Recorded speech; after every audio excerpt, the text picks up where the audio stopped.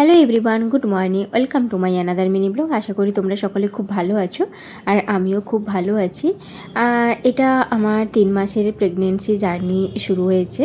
তো আমি তোমাদের সঙ্গে শেয়ার করতে চলেছি যে আমার এই প্রেগনেন্সি জার্নিতে আমি কিভাবে সারা দিনটা কাটাই বা কি খাই, সেটাই আমি তোমাদের সঙ্গে শেয়ার করতে চলেছি।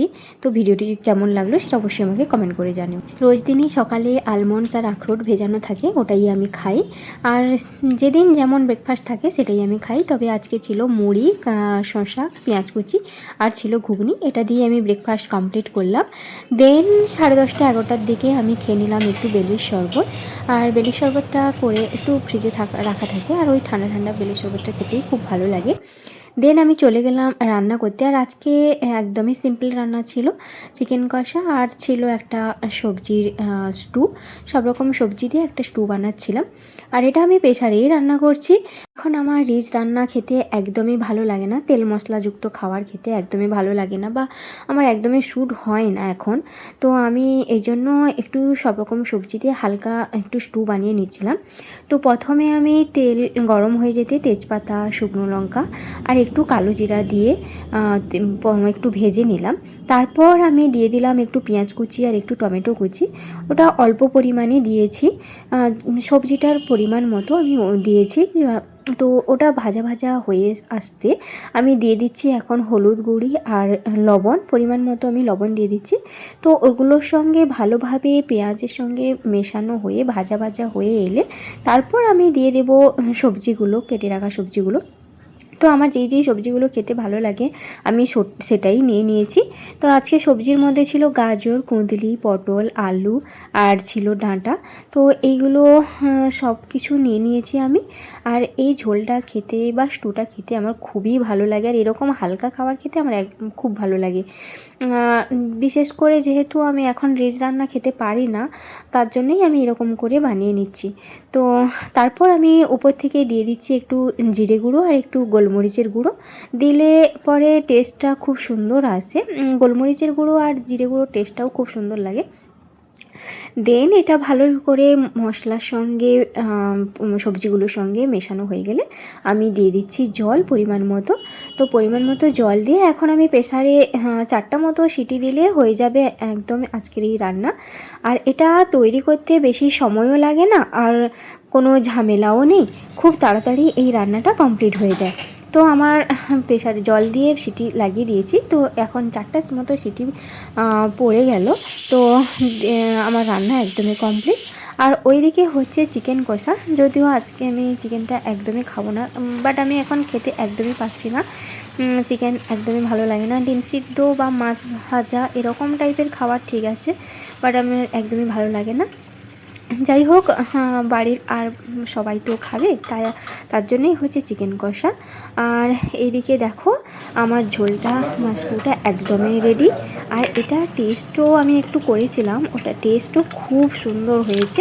তোমরাও এরকম বানিয়ে দেখতে পারো, তোমাদের যদি এরকম ভালো লেগে থাকে তাহলে অবশ্যই বানিয়ে দেখতে পারো যে কেমন টেস্ট হয়। দেন এটা রান্না হয়ে যাওয়ার পর আমি একটু খেয়ে নিলাম ফল। রোজ দিনই 12টা 11:30 থেকে 12টার দিকে আমি অল্প একটু পরিমাণ ফল খেয়ে নিই। যদিও ইচ্ছে করে না, তাও বাধ্য হয়ে আমাকে খেতে হয়, কারণ সবসময় এটা সেটা খেতে তো একদমই ইচ্ছে করে না। তাই আজকে ফলের মধ্যে ছিল আঙ্গুর, খেজুর আর আপেল আর বেদানা। যেই ফলগুলো আমি খেতে ভালোবাসি ওই রকম টাইপেরই ফল রোজ দিনই খেয়ে থাকি। দেন আমরা চলে গেলাম 2টোর দিকে লাঞ্চ করতে। আর আজকে লাঞ্চে ছিল খিচুড়ি, আর আমি রোজ দিনই কুলেখাড়া সিদ্ধ করে জল খাই, আর তারপর ওই শাকটাকে পেঁয়াজ লঙ্কা দিয়ে মাখিয়ে ওটা খেয়ে। আর ছিল সবজি দিয়ে স্টু বানানো, ওটাই একটু নিয়েছিলাম টেস্ট করার জন্য। আর ছিল ডিম সিদ্ধ, আর ও খেয়েছিল চিকেন কষা আর খিচুড়ি। দেন লাঞ্চ কমপ্লিট করে চলে গেলাম একটু দই খেতে। আমি রোজ দিনই দুপুরবেলায় দই, ডাব এরকম কিছু না কিছু খেয়ে থাকি। তারপর একটু রেস্ট করে সন্ধেবেলায় একটু তরমুজ সবাইকে দিলাম, আর আমিও একটু তরমুজ খেলাম। তরমুজটা খেতে আমার খুব ভালো লাগে, একটা ফেভারিট ফল বলা যায় যাকে। তারপর একটু খিদে পাচ্ছিল, তাই আমি একটু মুড়ি, ঝুড়ি আর লঙ্কা তেল এইসব কিছু মাখিয়ে একটু খেয়ে নিলাম। দেন আমি চলে গেলাম একটু রুটি করতে। বাড়ির সবাই রুটি খেতে ভালোবাসে, তাই রুটিই বানাচ্ছিলাম। আর আমি রুটিটা অতটাও ভালোবাসি না, তাই আমি রোজ দিনই রাত্রিবেলায় ভাত খাই। খুব একদিন ইচ্ছে হলে রুটি খাই, না হলে আমি খাই না। তো আমি রুটিটা বানিয়ে তারপর আমি বানিয়েছিলাম একটু ফ্রুট কাস্টার্ড। আর ফ্রুট কাস্টার্ডটা বানাতেও খুব ভালো লাগে আর খেতেও খুব ভালো লাগে। খুব কম সময়ের মধ্যে ফ্রুট কাস্টার্ডটা খুব হয়ে যায় তাড়াতাড়ি। আর এখানে আমি একটু ঠান্ডা দুধ নিয়ে নিয়েছি পাউডারটা গুলে নেওয়ার জন্য, আর ওইদিকে দুধটা গরম করতে বসিয়ে দিয়েছি আর দুধটা ফুটতেও শুরু করে দিয়েছি। আমি দুধটার মধ্যে প্রায় 2 চামচ মতো কাস্টার্ড পাউডারটা নিয়ে নিয়েছিলাম। আর এটা ভ্যানিলা ফ্লেভার, এটা টেস্ট খুব সুন্দর লাগে আর স্মেলটাও খুব ভালো। তো ওইদিকে দুধটা ফুটছে, ওর মধ্যে আমি দিয়ে দিচ্ছি পরিমাণ মতো চিনি। চিনিটা বেশি হলেও খেতে ভালো লাগবে না আর কম হলেও খেতে ভালো লাগবে না, টেস্টটা আসবে না, তাই পরিমাণ মতো চিনি দিয়ে দিচ্ছি। তারপর আমি ওই গুলে নেওয়া কাস্টার্ড পাউডারের সঙ্গে দুধ মেশানো ওটাই দিয়ে দিচ্ছি। আর ওটা দিয়ে দেওয়ার পরে মানে খুব তাড়াতাড়ি করে নাড়তে হবে, না হলে ওটা বসে যাওয়ার সম্ভাবনা থাকে। আর ওটা মানে বেশি সময় লাগে না ঘন হতে, তাই খুব তাড়াতাড়ি করে নাড়তে হয়। এই আমার কাস্টার্ডটা একদমই রেডি হয়ে গেছে। আমি গ্যাসের ওভেনটা বন্ধ করে দিয়েছি। এখন এটা ঠান্ডা হতে হতে আমি ফলটা কেটে নেব। তো আমি ফলের মধ্যে নিয়ে নিয়েছিলাম আপেল, খেজুর, বেদানা, কাজু আর কিশমিশ।